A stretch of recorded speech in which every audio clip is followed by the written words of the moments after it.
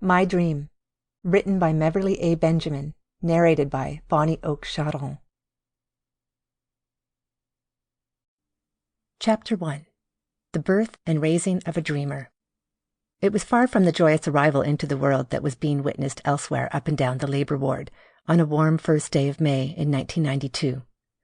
As fathers proudly passed newly delivered bundles to grandparents, and exhausted mothers basked in the admiration and adoration of their husbands and relatives, one child slipped into the world almost unnoticed. Her mother, Ruth, had been abandoned by Esther's father before her birth. Besides the overwhelming love of a mother for her newborn child, another emotion clawed at Ruth: fear of the future, the dread of being alone, of bearing the responsibility for this helpless little scrap of humanity by herself.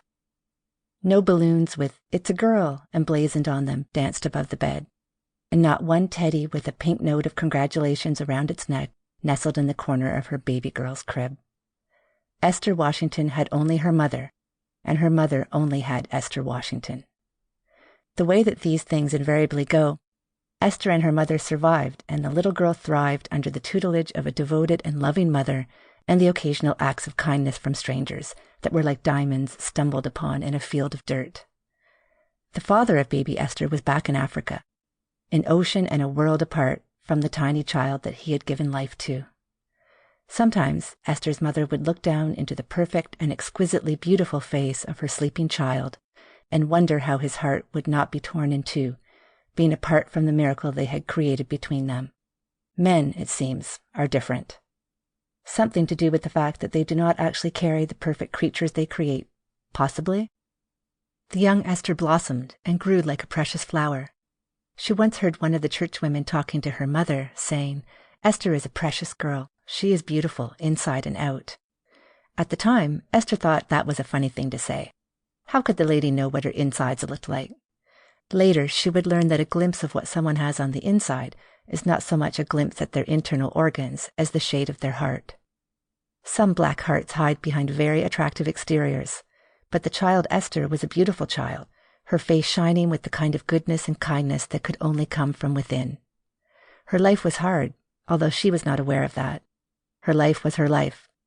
After a brief reconciliation, just before the millennium between her mother and father, a brother, Levi, joined her, but the reality of life with a lot of bills and not a lot of money frightened her father off, and he left, this time for good. Levi was sweet, and together Esther and her mother tended to him. He was their little miracle, and this time, as he settled into the world, there was a sister to peer in wonder into his crib, barely able to contain her excitement and dying to be given the chance to hold his tiny body wrapped in its blue hospital blanket. His skin was light, and his hair a mixture of African tight curl and a softer curl. He was beautiful. His bright brown eyes stared up at his sister as she held out her little finger, and he wrapped a tiny hand around it. Their bond, made in that moment, would be tested, but never broken.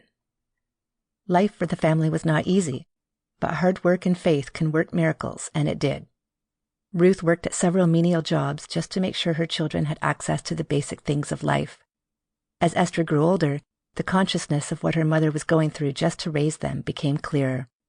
The knowledge and the gratitude for her mother's devotion and hard work matured the child beyond her years. By the age of 9, she was helping her mother carry out domestic chores, cooking, and other aspects of her official duties as an order picker, which she brought home. Esther had a multifaceted life. She was a daughter, a helping hand, an assistant child raiser, and a school pupil. Esther was an elderly young girl. Childhood days are supposed to be carefree. That would be the ideal.